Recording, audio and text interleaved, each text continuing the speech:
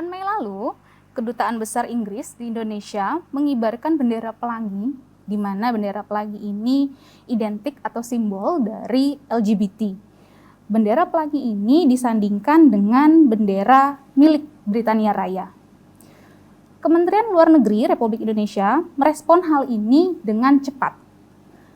Pihak dari Kedutaan Besar Inggris langsung diminta untuk memberikan klarifikasi terkait pengibaran bendera pelangi ini. Alasan dari Kedutaan Besar Inggris untuk mengibarkan bendera pelangi ini adalah dalam rangka merayakan Hari Internasional Melawan Homofobia, Bifobia, dan Transfobia pada 17 Mei kemarin. Hal ini tentu mendapat respon dari publik. Menurut publik, hal ini dianggap sebagai sebuah tindakan provokasi di mana masyarakat Indonesia yang mayoritas adalah masyarakat yang religius dan pengakuan LGBT secara terbuka belum diterima oleh masyarakat Indonesia. Pada edisi kali ini, Dialog Publika Hukum dan Kebijakan Penyelenggaraan Negara edisi Kamis 16 Juni 2022 akan mengangkat tema LGBT dalam perspektif hukum dan HAM di Indonesia. Bersama saya, Griselda. Di mana edisi ini adalah edisi kerjasama antara Fakultas Hukum Universitas Mula Warman dengan TVRI Kaltim yang tayang setiap Kamis pada minggu ketiga setiap bulannya. Telah hadir bersama kami di studio untuk berdialog mengenai LGBT dalam perspektif hukum dan hak asasi manusia ini. Ada yang pertama Bapak Solihin Bone SHMH. Assalamualaikum Pak Bone. Waalaikumsalam warahmatullahi wabarakatuh. Selamat sore, terima kasih sudah bergabung di studio Pak Bone. Selamat sore Bu Griselda. Ya, Pak Solihin Bone merupakan dosen hukum dan hak asasi manusia Fakultas Hukum Universitas Mula Warman. Lalu juga sudah hadir bersama kami di studio ada Ibu Ayunda Ramadhani MPSI. Assalamualaikum Bu Ayunda. Waalaikumsalam Mbak Griselda. Sehat Bu? Sehat. Alhamdulillah. Terima kasih sudah berkenan bergabung di studio hari ini. Iya. Bu Ayunda adalah seorang praktisi dari psikologi klinis. Juga sudah bergabung bersama kami teman-teman dari Fakultas Hukum Universitas Mula Warman yang terhubung melalui Zoom. Halo teman-teman. Oke, sudah ada 4 orang mahasiswa Fakultas Hukum yang akan bergabung. Selamat sore. Jangan lupa untuk aktif dalam dialog kita sore ini. Oke. Sebelum kita membahas lebih lanjut mengenai LGBT dalam perspektif hukum dan hak asasi manusia di Indonesia dengan para narasumber yang sudah hadir di studio, kita akan menyaksikan terlebih dahulu tayangan yang sudah disiapkan oleh tim redaksi khusus untuk pemirsa berikut ini.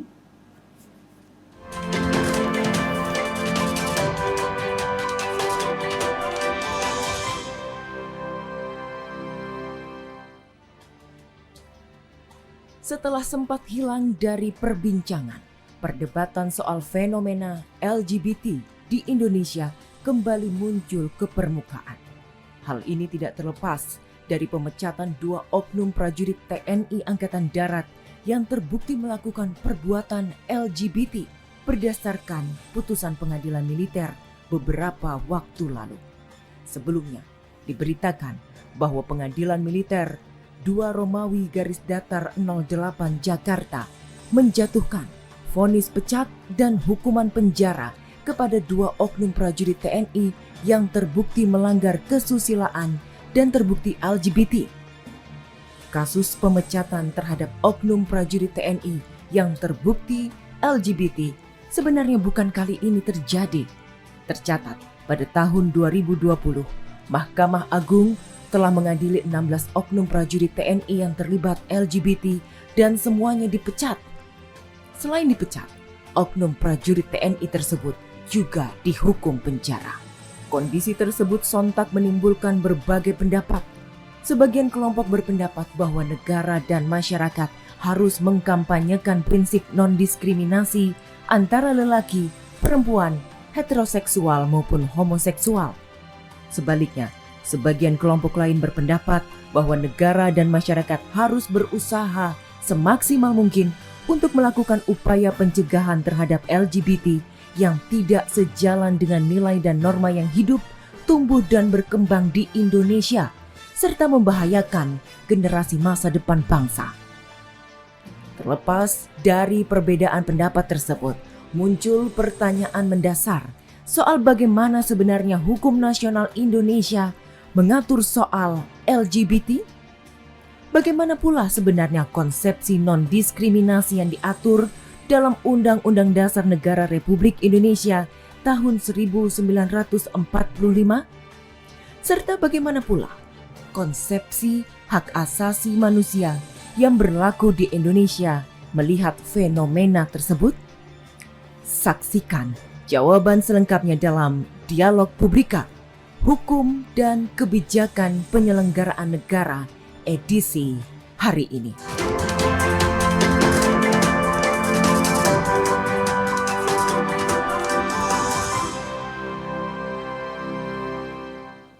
Baik pemirsa, Anda baru saja menyaksikan tayangan pengantar dialog kita sore ini terkait dengan tema LGBT dalam perspektif hukum dan hak asasi manusia di Indonesia. Oke, untuk kesempatan pertama mungkin saya ke Bu Ayunda dulu selaku praktisi psikologi klinis. Bu, kalau misalnya kita lihat dari tayangan tadi bagaimana potret masyarakat LGBT di Indonesia. Tapi sebelum saya ke sana, mungkin kita berangkat dari definisi dulu, Bu. LGBT ini apa sih sebenarnya, Bu? Iya, baik. Terima kasih, Mbak. Mungkin ini adalah saat yang sangat baik ya, Pak, untuk kita bisa memberikan edukasi yang lebih benar gitu ya, atau yang lebih tepat supaya tidak salah memahami konsep dari LGBTIQ+ itu sendiri. LGBTIQ+. Yes, jadi memang sekarang mulai tahun 2020 ada konsep yang dinamakan SOGIESC. SOGIESC. Itu untuk bisa lebih memahami apa sebenarnya LGBTIQ itu sendiri. Oke. Jadi LGBTIQ sendiri itu kan sebenarnya adalah kepanjangan dari lesbian, ya kan, kemudian gay, bisexual, transgender, intersex, dan queer. Plus IQ, intersex, dan queer. Queer dan plus. Jadi sebenarnya untuk memahami konsep ini kita pakai pendekatan SOGIESC namanya. Oke. Jadi SOGIESC itu nanti adalah suatu akronim atau kependekan dari beberapa istilah. Jadi SO, mulai dari SO, sexual orientation. Sexual orientation. Yes, jadi sexual orientation itu berarti definisi Indonesianya adalah orientasi seksual. Termasuk hetero, kita menyukai lawan jenis, dan juga homo. Dan di dalam homo itu ada gay, ada lesbian, ada bisexual, kemudian ada panseksual, ya, dan ada yang namanya lupa saya satunya, apanseksual. Jadi banyak sekali. Jadi sexual orientation, orientasi seksual. Ini definisinya adalah ketertarikan secara emosional maupun secara fisik terhadap seseorang. Bisa sejenis, bisa tidak sejenis. Tapi kalau dalam konsep LGBT maka dia homoseksual, kan gitu ya. Kemudian SO, kemudian GI, gender identity. Gender identity ini adalah suatu konsep identitas gender kalau kita terjemahkan ya. Jadi seharusnya dalam norma yang kita anut, identitas gender itu selalu selalu Melekat. berbanding selurus dengan jenis kelamin. Betul. Jadi kalau laki-laki maka identitas gendernya adalah laki-laki, dia harus berperan sebagai apa? Laki-laki ya, ya maco, ya kuat, ya begitu ya. Ya, jadi betul. identitas gender itu adalah yang identifikasi kita terhadap peran gender kita, dan tidak selalu sebenarnya sesuai dengan jenis kelamin ketika kita bicara LGBT. Makanya dalam konsep LGBT yang mengalami ini adalah transgender. Jadi mereka yang sebenarnya jenis kelaminnya laki-laki tetapi mengidentifikasi diri sebagai perempuan atau sebaliknya. Ya, atau konsep yang sering kita lihat di TV ya, orang yang berubah menjadi perempuan lah ya gitu, dan melakukan operasi penggantian jenis kelamin. Itu gender identity ya. Kemudian ada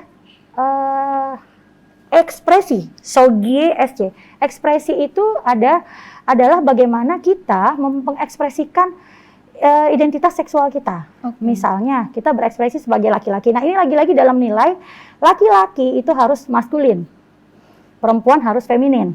Berbanding lurus dengan jenis kelamin tadi, karena itu adalah struktur konsep nilai yang dianut oleh kita kan. Betul Kebanyakan sekali. seperti itu memang. Jadi perempuan harus feminim, laki-laki harus maskulin. Dalam konsep LGBTIQ kan tidak selamanya. Ada laki-laki yang feminim, ada perempuan yang juga maskulin. Dan ada satu lagi yaitu androgini.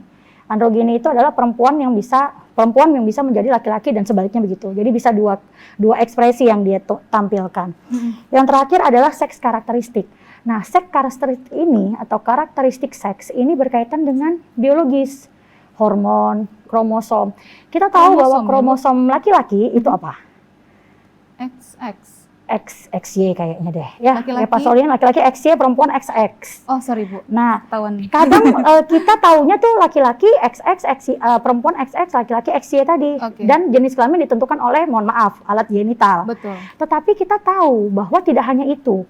Tapi ada proses kelenjar gonad, hormon, progesteron, testosteron. Kita tahu banyak sekali orang yang, kalau kita ambil contoh kasus Aprilia Manganan kemarin ya, dia kan diidentifikasi perempuan dari lahir. Betul. Karena alat kelaminnya tertutup Perempuan. oleh, artinya ada kondisi medis. Nah, ini yang disebut intersex. Oh. Jadi ada kondisi-kondisi biologis yang sebenarnya yang tidak selalu ditentukan oleh hanya alat genital, tapi hormon, kelenjar. Makanya kemudian ada kan perempuan yang badannya kekar, Ya. laki-laki yang cenderung dia lebih payudaranya muncul. Ada kan yang seperti itu. Nah, sehingga konsep LGBTQ ini merujuk pada itu. Ada keberagaman gitu loh. Dan tidak selalu sifatnya hetero gitu atau sesuai dengan jenis kelamin. Nah, kita juga menganut konsep heteronormativitas kan, di mana kita dianggap normal kalau kita hanya jenis Punya kelaminnya kecenderungan, laki perempuan. Betul, ketertarikan dengan Lawan jenis. Nah, ini yang dimaksud dengan LGBTQ. Jadi LGBTQ ini bisa orientasi seksual, bisa identitas gender. Jadi banyak sekali cakupan definisinya. Menarik sekali apa yang Ibu sampaikan. Jadi pada dasarnya kita mengenal hetero di mana senaluriahnya perempuan dan laki-laki. Ya. Yang perempuan menyukai laki-laki, begitu pula laki-laki menyukai perempuan. Tapi di sisi lain ada juga homo ya Bu ya. Konsep Dimana SOGSC tadi dimana di itu. dalamnya termuat sub-sub Identitas gender, betul. orientasi seksual, Betul. karakteristik seks banyak sekali kan. Betul. Jadi jangan kadang-kadang kita tuh melihatnya kalau LGBTQ itu udah gay sama lesbian. Betul. Padahal tidak itu Lebih kompleks saja. daripada itu. Iya, betul. Iya, tapi Bu, yang terjadi di masyarakat Tentu. kan faktanya itu ya mereka ada Iya, dan mereka ada di tengah-tengah kita, membaur bersama kita selayaknya manusia. Betul. Seperti itu. Nah, tentu kecenderungan dari masyarakat yang melihat tidak umum melihat kecenderungan homo ini kan tentu ada tendensi tertentu. Nah, kita juga tidak bisa menutup mata terhadap tersebut. Nah, kira-kira menurut Ibu apa penyebabnya seperti itu sehingga kehadiran teman-teman homo yang bukan homo ya, istilahnya apa istilahnya? LGBTIQ plus Oke. LGBTIQ ini menjadi tidak diterima. mampu diterima dengan baik oleh masyarakat. Iya, baik. Memang ini adalah suatu fenomena yang sangat sering ya kita temui dan marak sekali. Ada di sekitar kita juga, tidak memungkiri bahwa kita juga seringkali bersinggungan juga dengan mereka. Jadi memang sebenarnya kenapa akhirnya timbul penolakan? Betul. Nah, ini tentu harus dilihat dari banyak faktor. Yang pertama tentu yang paling dasar adalah agama. Agama tetap. Iya, tentu nilai agama itu kan juga kita tidak pungkiri, kita adalah negara yang menganut konsep ketuhanan yang Maha Esa ya Pak. Tidak ada agama yang membenarkan itu. Tetapi kita memang tidak akan ketemu nih ujungnya kalau berdebat soal itu ya. Jadi sebenarnya kalau kita bicara penolakan dari mana, tentu pertama pasti dari budaya, dari agama. Yang kedua adalah nilai-nilai budaya kita yang kita buat. Sebenarnya ya kan hidup bersosial dan tidak ada mengenal tadi tuh ada muncul akhirnya sistem heteronormativitas tadi dianggap normal kalau hitam putih, laki-laki perempuan, udah gitu. Jadi tidak memberi ruang pada yang lain. Dan kemudian ada ketakutan akan mereka membentuk suatu organisasi yang lebih besar dan itu mengancam keberadaan yang sudah ada. Bisa merusak tatanan nilai. Betul sekali. Nah, ya tentu saja. Kecenderungan itu sebenarnya yang dikhawatirkan di tengah-tengah masyarakat. Betul. Tapi tahan dulu Bu, saya ke Pak Solihin Bone. Menarik sekali tadi apa yang disampaikan oleh Bu Ayunda, kalau memang ternyata LGBTIQ+ itu banyak sekali subnya ya Bu ya, subnya seperti itu. Pak Bone, tapi kita tidak bisa melihat dalam satu kacamata saja. Ada yang pro, ada yang kontra terhadap konsep tersebut. Bagaimana sebenarnya kita harus memaknai hak dan kebebasan dalam di tengah-tengah masyarakat ini, bagaimana kita memaknai nilai-nilai hak dan kebebasan tersebut? Oke, terima kasih Bu Gri atas pertanyaannya. Jadi begini, saya ingin memulai begini, supaya nanti kita kaitkan dengan LGBT ya. Yang pertama saya ingin mulai, bicara HAM kita akan bermuara pada 3 aspek. Yang pertama adalah kemuliaan pribadi, kemuliaan sosial, dan kemuliaan politik. Nah itu yang coba dipotret oleh HAM, itu yang pertama. Kemudian yang kedua, kita kemudian akan bicara dalam konteks negara hukum. Nah, bicara negara hukum tentu mazhab hukum yang kemudian kita adalah Pancasila. Ideologi kita, ideologi Pancasila. Bicara Pancasila tentu kita sama-sama memahami bahwa dasar kebangsaan kita adalah ketuhanan yang Maha Esa, beragama. Itu yang kedua. Kemudian yang ketiga, bicara kebebasan dalam konteks kebangsaan kita tidak boleh tanda kutip ya, melihat kebebasan secara bablas ya. Melihat kebebasan secara bablas dalam artian semua dilabrak, bebas sebebas-bebasnya. Nah, oleh karena itu kita harus kembalikan bahwa dalam konteks kebangsaan kita, dalam konteks Indonesia itu kan diatur bahwa dalam memaknai nilai-nilai HAM, memaknai kebebasan itu akan selalu berujung pada pengakuan tatanan sosial, tatanan agama, kemudian keteraturan yang kemudian termaktub dalam pasal 28J Undang-Undang Dasar NED tahun 45. Nah sehingganya kebebasan itu yang harus kemudian dipotret dari situ. Kan begini, saya mau masuk ke bicara HAM, bicara kebebasan, kita akan bermuara pada 2. Satu, apakah kita menggunakan antroposentris, yang kedua, ataukah kita menggunakan teosentris. Nah, dalam kacamata saya melihat konstitusi kita sebenarnya lebih ke arah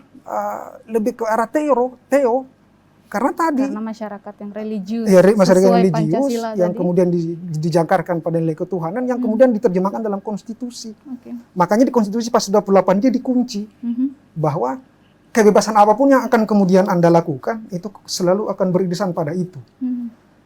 Kemudian aspek yang lain yang ingin saya tegaskan adalah tadi sudah diawali misal bicara LGBT ada berbagai macam bentuk varian. Betul.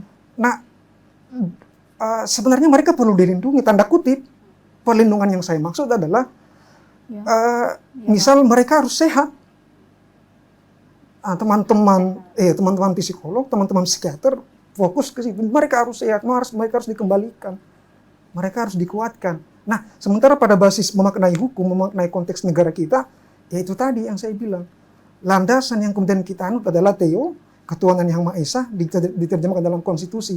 Makanya dalam kacamata saya ya mereka perlu disehatkan.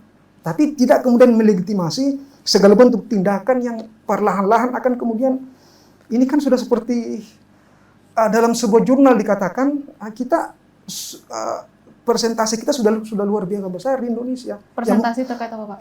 Eksistensi LGBT ini, yang mungkin nanti data ada disampaikan oleh narasumber teman-teman psikolog. Tapi saya kemudian melihat itu. Nah sehingga mengenai kebebasan harus berada pada jangkar tadi teo, konstitusi, pasal 28J tidak kemudian dimaknai secara bablas. Kebebasan harus dimaknai sesuai dengan Pancasila. Saya kuat. Oke, baik, kita akan kembali sesaat lagi, kita jeda iklan sejenak.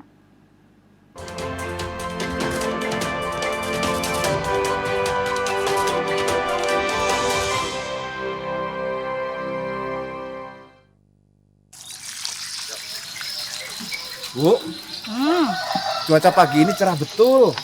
Ayo kita berjemur, biar sehat. Oh iya ya Pak ya. Yaudah. Ayo.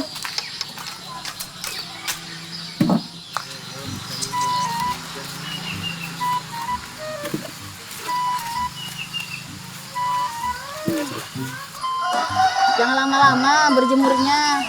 Nanti kering seperti ikan asin yang sejemur ini. Ya berjemurnya jangan seharian dong. Nanti kering kayak ikan asinmu. Matahari pagi sangat baik untuk kesehatan tubuh kita. Terlebih masa pandemi ini. Memang kalian kebal sama COVID-19. Ya udah yuk, kita ikut berjemur juga.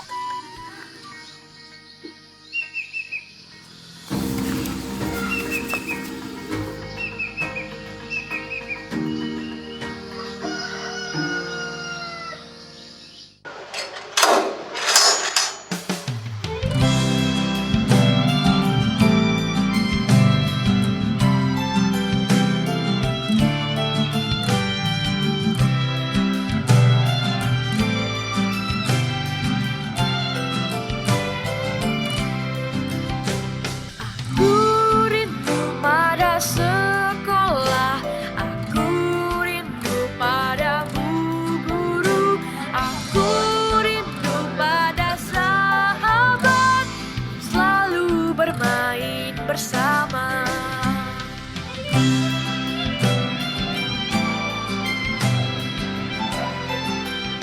Assalamualaikum warahmatullahi wabarakatuh.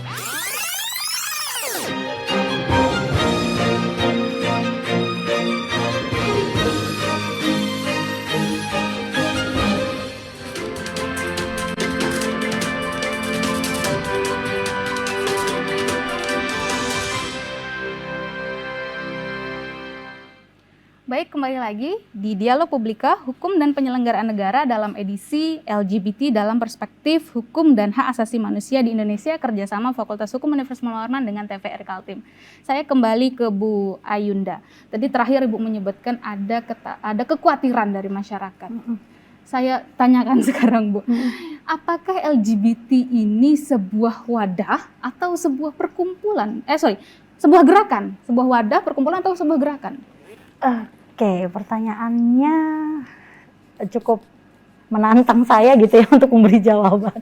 Jadi sebenarnya LGBTIQ ini kan tadi yang sudah saya sampaikan terdiri dari banyak sekali jenis ya gitu ya.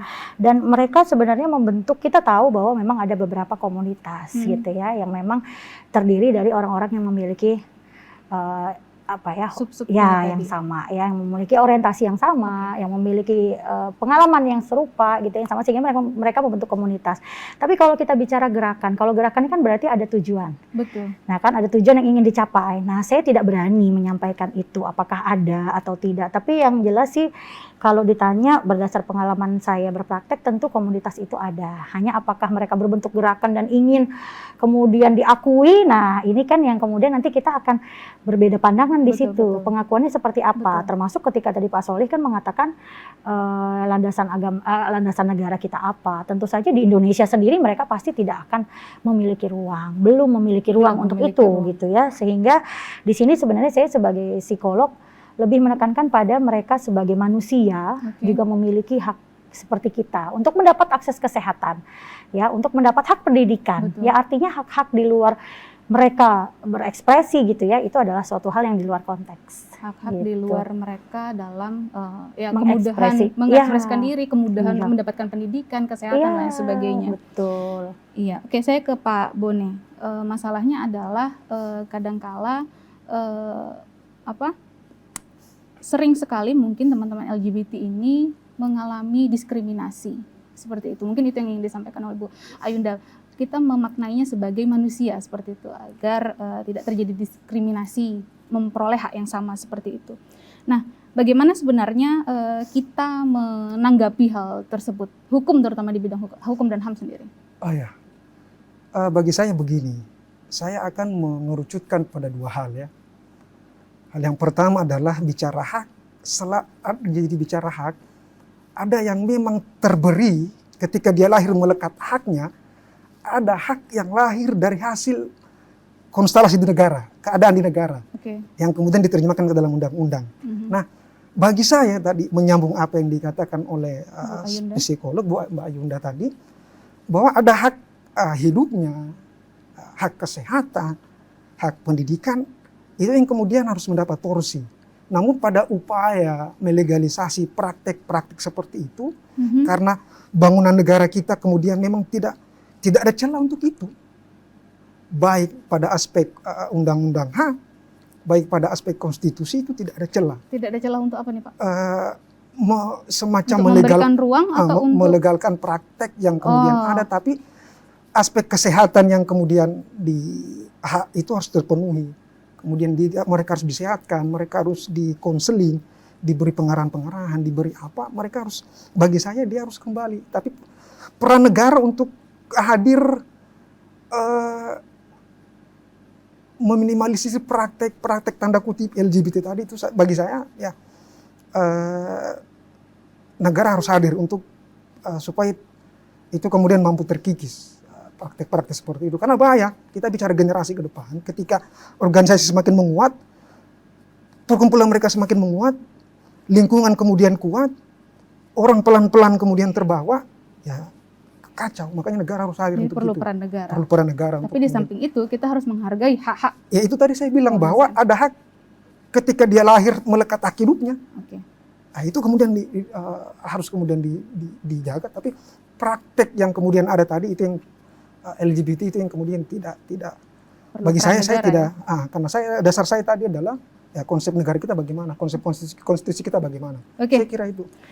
Terima kasih Pak Bone. Saya geser ke teman-teman yang tergabung di Zoom. Halo teman-teman mahasiswa.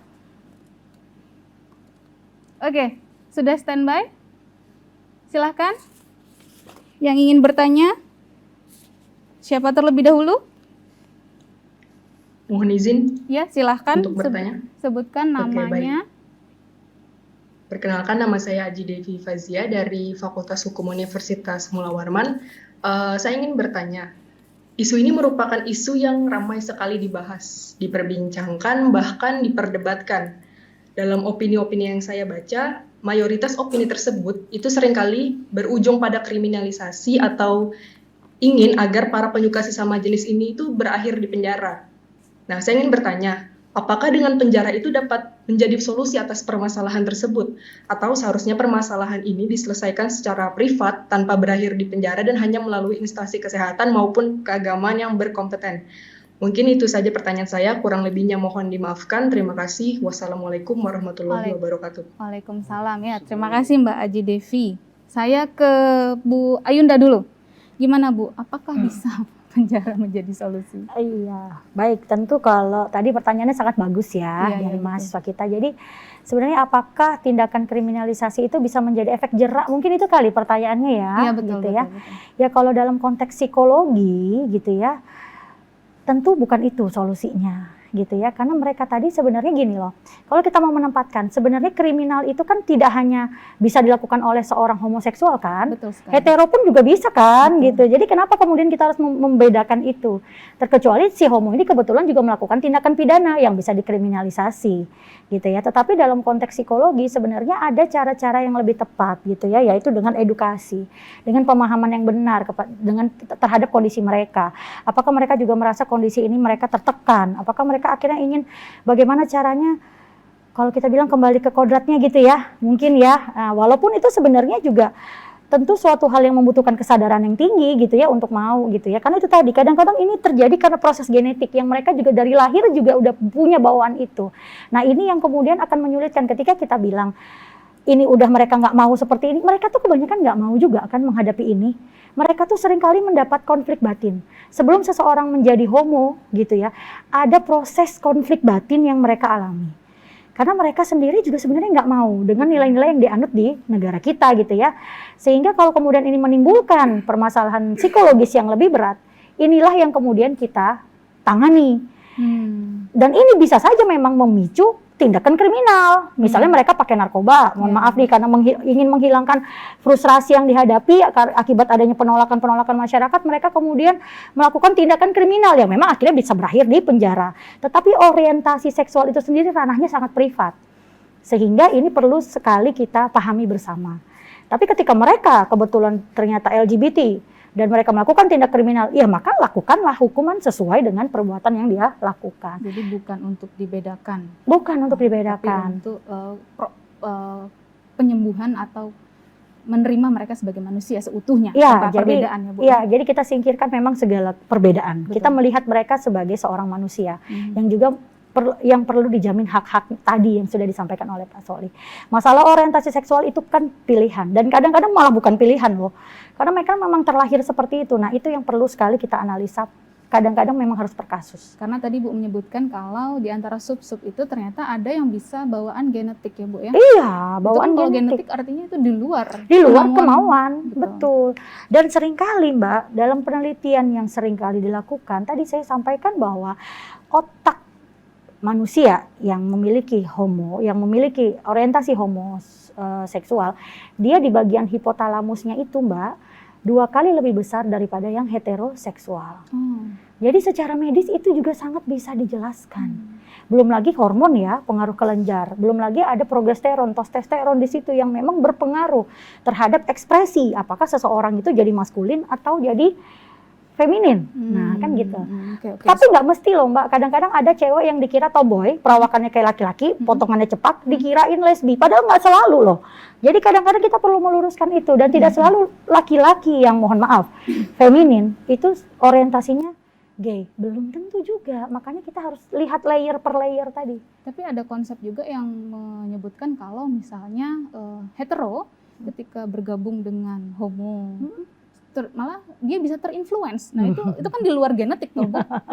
Iya, Itu gimana, menurut Bu? penelitian itu tidak mungkin terjadi tanpa adanya dorongan dari hormonal. Oh begitu. Iya, jadi kemungkinan itu sangat kecil, sekitar hanya 10% gitu loh. Jadi tidak mungkin ketika kita bergaul dengan homoseksual, kita akan terikut. Hanya karena memang melihat kombinasinya adalah faktor psikologis, faktor biologis, dan faktor lingkungan. Lingkungan Yes, masuk. jadi tidak bisa berdiri sendiri. Kalau tadi kan pertanyaannya, Betul, apakah betul. kalau dengan bergaul Betul. saja kita bisa tertular ibaratnya? Betul. Kan tidak.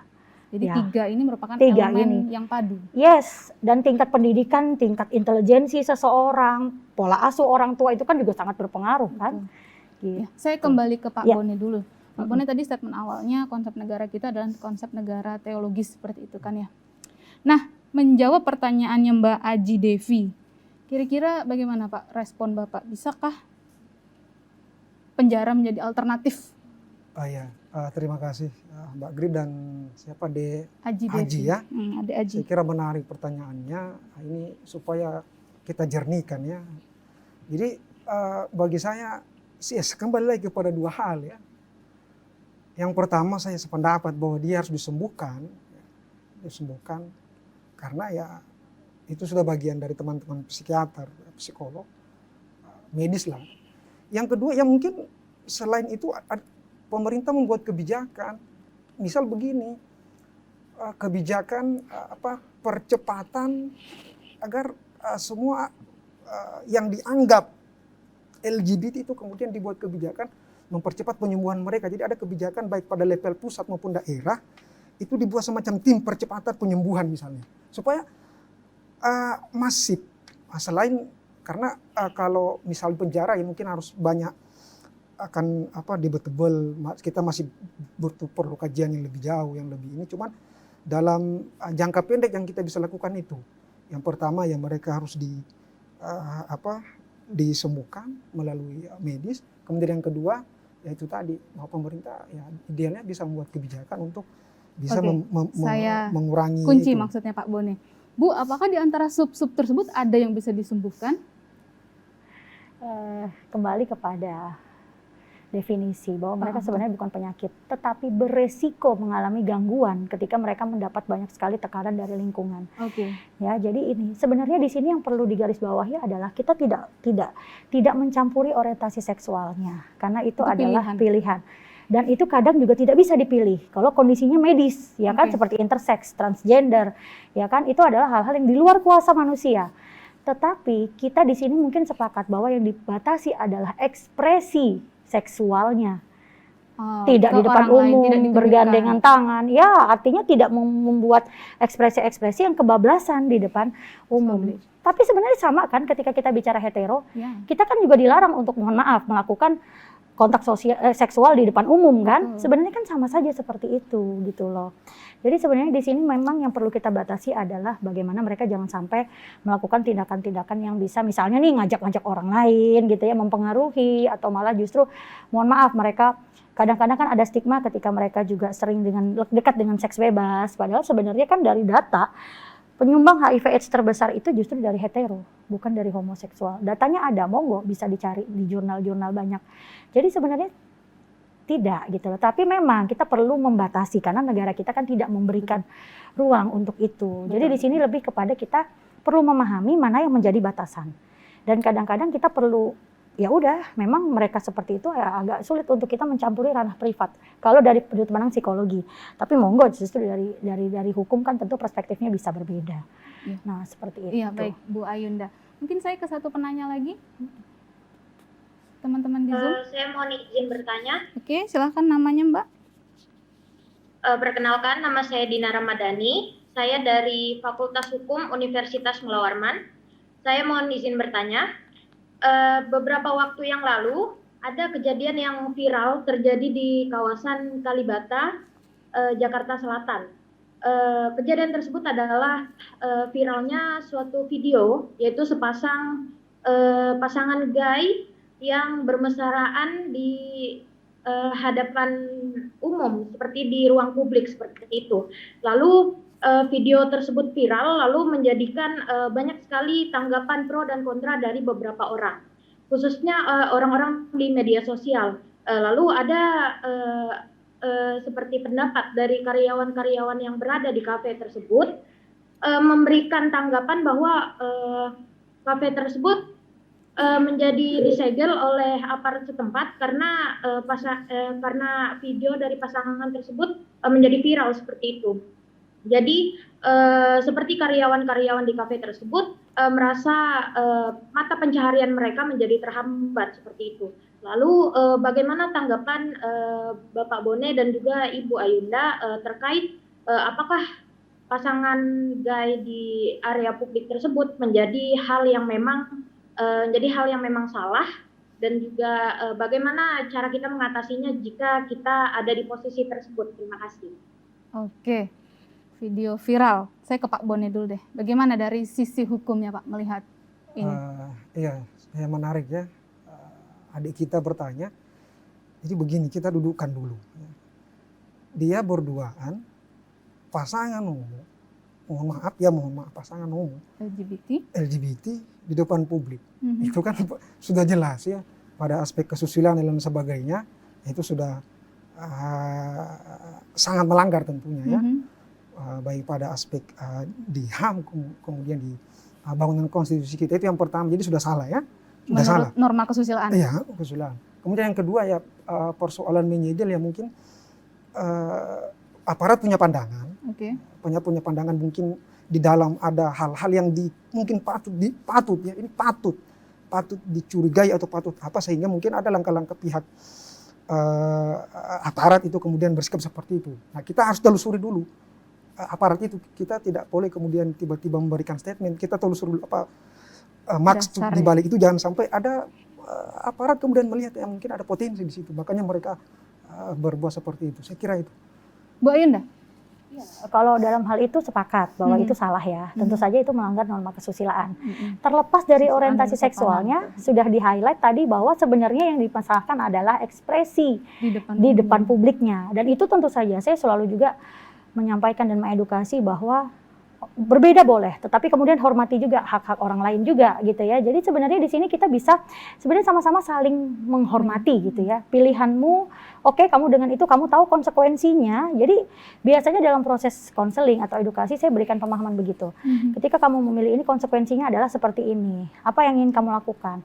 Ya kalau kemudian kebetulan dia ingin, Bu, bisa nggak dibantu ketika saya ingin kembali? Iya, tentu saja dengan kesadaran pribadi, tidak dalam konteks dipaksa. Nah, ini mencederai. Kalau kita bilang kalau kita memaksa tadi akan mencederai, termasuk pada orang hetero pun ketika mereka depresi, tapi kemudian mereka tidak mau mencari pertolongan, atau misalnya mereka punya gangguan-gangguan tertentu, kita kan juga tidak bisa menyalahi ketika mereka juga tidak mau. Jadi sebenarnya konsepnya adalah di sini adalah menghargai sesama, saling menghargai, dan tentu kebebasan di depan publik itu adalah suatu hal yang sangat penting. Jangan sampai kemudian menimbulkan kegaduhan. Iya, kebablasan dan akhirnya menimbulkan masalah dari orang lain juga kan, untuk orang lain juga. Nah, itu yang kita tentu tidak sepakat dalam hal itu tentu. Oke, Bu, tahan dulu, kita jeda iklan sejenak. Pemirsa, kami akan kembali lagi.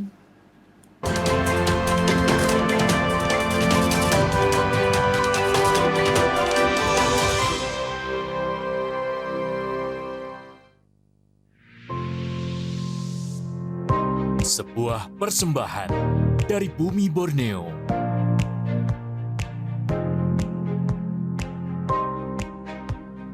Menampilkan keelokan warisan sejarah.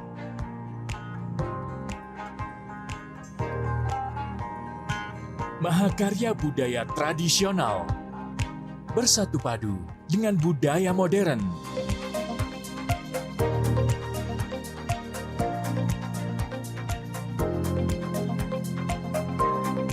Petualangan tak ternilai dalam asrinya hutan tropis Kalimantan.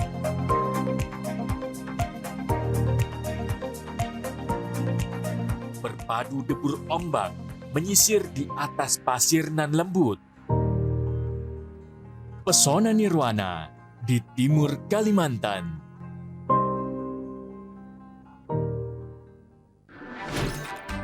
Halo semuanya, aku Modi, maskot TV Digital Indonesia. Aku akan membantu semua orang menuju migrasi TV digital. Di mana? Di siarandigital.id dan call center 159. Ayo semuanya, dukung migrasi TV digital. Bersih gambarnya, jernih suaranya, dan canggih teknologinya.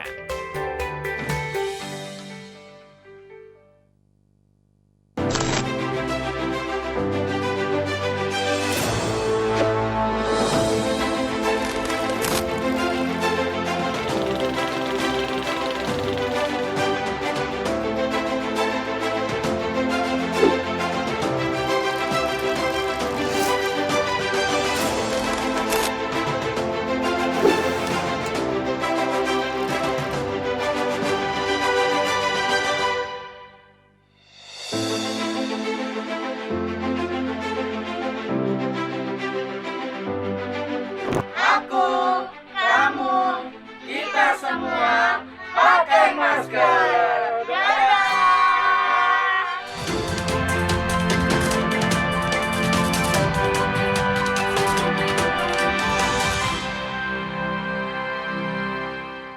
Baik, selamat bergabung kembali pemirsa dalam Dialog Publika Hukum dan Penyelenggaraan Negara dalam edisi LGBT dalam perspektif hukum dan hak asasi manusia di Indonesia. Saya masih memiliki dua penanya di Zoom. Halo teman-teman. Ya, silakan. Siapa yang ingin bertanya? Saya ingin bertanya. Sebelumnya, perkenalkan nama saya Muhammad Amar J dari Fakultas Hukum Universitas Mula Warman. Oke, Mas Amar. Belum lama ini ada seorang pasangan LGBT yang diundang ke acara podcast milik seorang public figure.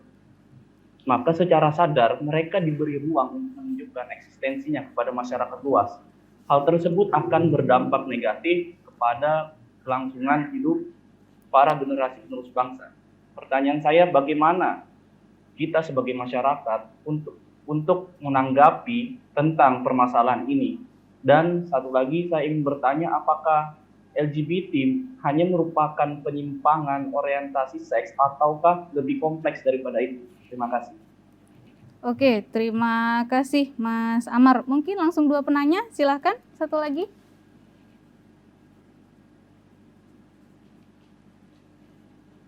Ya, teman-teman di Zoom, silahkan satu orang terakhir. Disampaikan pertanyaannya.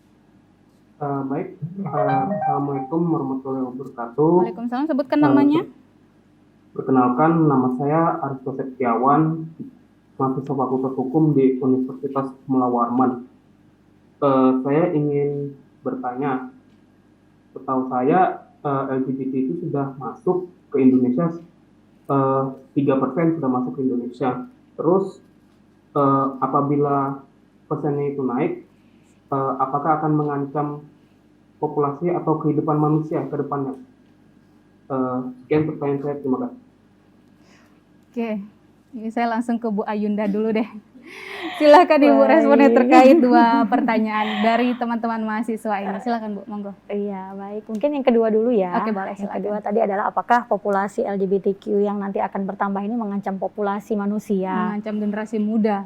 Ya, kalau memang kemudian yang ditanya adalah mengancam kelangsungan generasi dalam hal reproduksi ya, artinya ya tentu saja kan gitu ya, tentu. Nah, tapi itu kan adalah salah satu mengapa memang LGBTIQ ini sangat ditentang gitu ya sebenarnya. Terlepas dari pilihan pribadi ya, tentu saja apa pilihan mereka itu kan mengakibatkan mereka tidak akan memiliki keturunan kan begitu, dan tentu saja bisa dalam jangka waktu yang panjang akan mengancam kelangsungan generasi muda di masa mendatang ya begitu.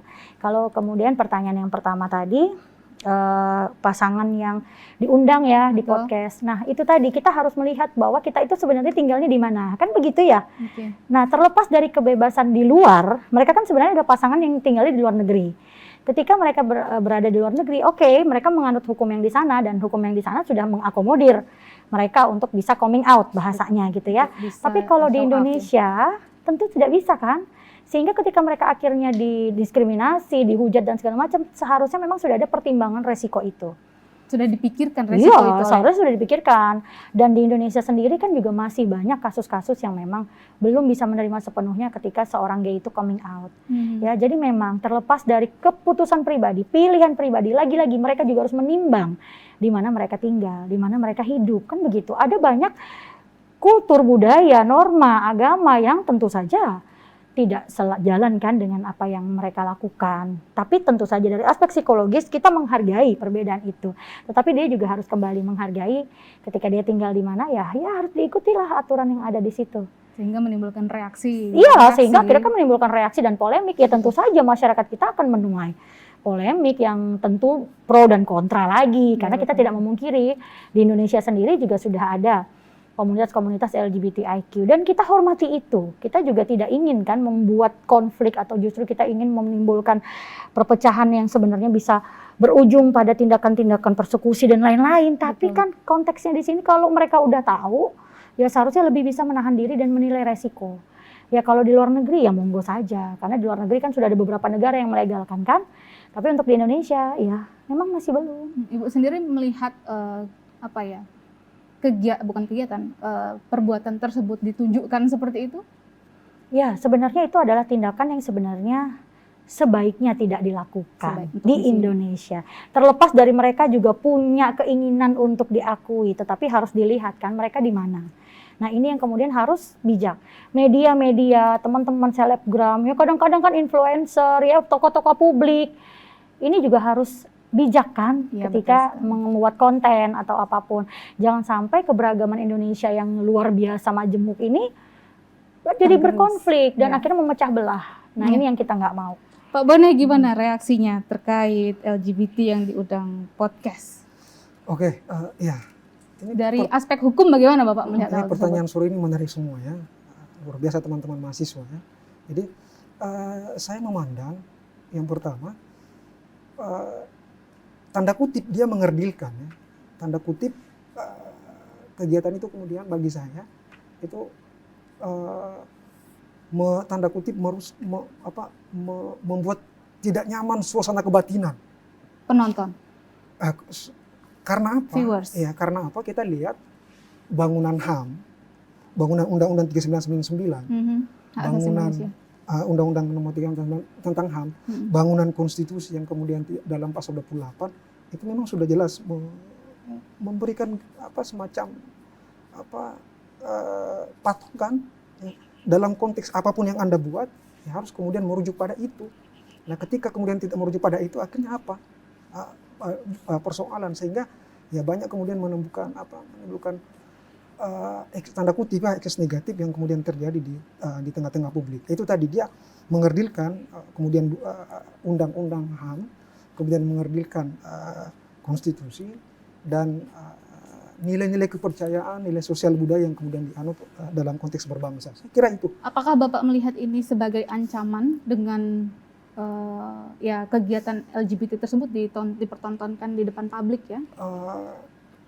Bagi saya potensi itu karena ketika dilihat publik maka orang akan berusaha penasaran, mencari tahu, dan itu berpotensi ada potensi, maka sangat berbahaya. Makanya potensi ini kira-kira bisa tidak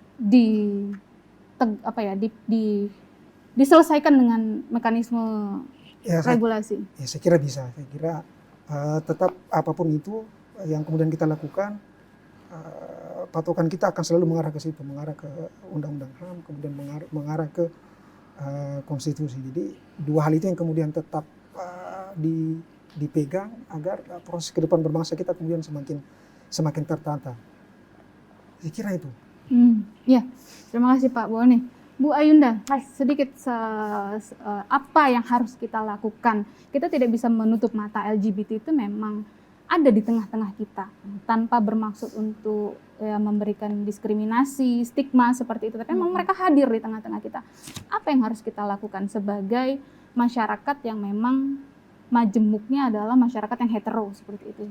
Iya, Baik, mungkin ini apa sekalian closing statement? Silakan, Bu. Iya. Jadi memang tentu saja dalam keberagaman masyarakat kita yang terdiri dari banyak faktor dan latar belakang, tentu kita tidak bisa, mungkin kita bisa tidak sepakat akan pandangan homofobia atau LGBT ini sendiri gitu ya, atau homoseksual. Dan tidak ada keharusan untuk membenarkan LGBT atau homoseksual itu sendiri sebenarnya. Namun meski demikian, kita tetap harus berlaku non-diskriminasi gitu ya, sebagai sesama manusia. Karena mereka, kelompok homoseksual atau LGBTQ, rentan terhadap gangguan mental yang lebih serius. Jadi terlepas dari apapun pandangan kita, apapun perbedaan dan prinsip yang kita anut, mereka tetaplah manusia yang harus diperlakukan sebagai manusia. Setidaknya kita bisa mengurangi resiko gangguan kesehatan mental yang mereka hadapi. Yang akan mereka alami jika terus diberikan tekanan. Iya, menarik sekali demikian. Bu Ayunda. Pak Bone, sedikit closing statement. Ya, saya lagi-lagi akan berbicara pada dua hal. Yang pertama, ya negara kan begini, ada persinggungan banyak hak, ada persinggungan banyak kebebasan. Betul. Negara harus hadir di tengah. Betul. Untuk menetralkan semua hak-hak dan kebebasan itu. Payungnya di mana? Ya payungnya diaturkan. Idealnya itu harus ditegakkan dengan baik. Itu satu aspek ya. Aspek yang kedua adalah bagaimana negara hadir melalui program apapun itu yang ya dalam beberapa kasus ada memang pemerintah daerah yang konsen dengan itu. Mungkin Ibu juga tahu beberapa daerah Pemda punya itu, cuman idealnya dia harus masif. Kaltim punya nggak Pak? Saya belum ya, Bu, belum ya. Yang ada Depok kayaknya lagi digadang. Ya itu idealnya itu yang kemudian harus digalakkan, dimiliki ya Pak ya. Ya digalakkan agar sekali lagi saya bicara generasi masa depan anak-anak kita, maka hukum harus hadir di situ. Untuk kemudian membentengi itu hukum harus hadir. Nah kita tahu hukum itu kan salah satu social engineering ya. Bagaimana kemudian dia hadir alat untuk merekayasa masyarakat. Ya, social engineering. Alat untuk merekayasa masyarakat, maka kebijakan itu harus kemudian ada untuk merekayasa seluruh warga bangsa, wabil khusus yang kemudian LGBT untuk kemudian dilayani, diberikan dipenuhi hak-haknya, diberikan pelayanan yang baik agar ya kita kembali teratur lagi dalam konteks bernegara. Saya kira itu. Ya, terima kasih banyak Ibu Ayunda dan Pak Solin Bone, menarik sekali yang kita diskusikan hari ini karena memang isu ini dekat sekali dengan masyarakat. Baik pemirsa, itu tadi Dialog Publika Hukum dan Penyelenggaraan Negara dalam edisi LGBT dalam perspektif hukum dan hak asasi manusia kerjasama Fakultas Hukum Universitas Mula Warman dengan TVRI Kaltim. Saya Grizelda undur diri, terima kasih telah bergabung bersama kami dan sampai jumpa.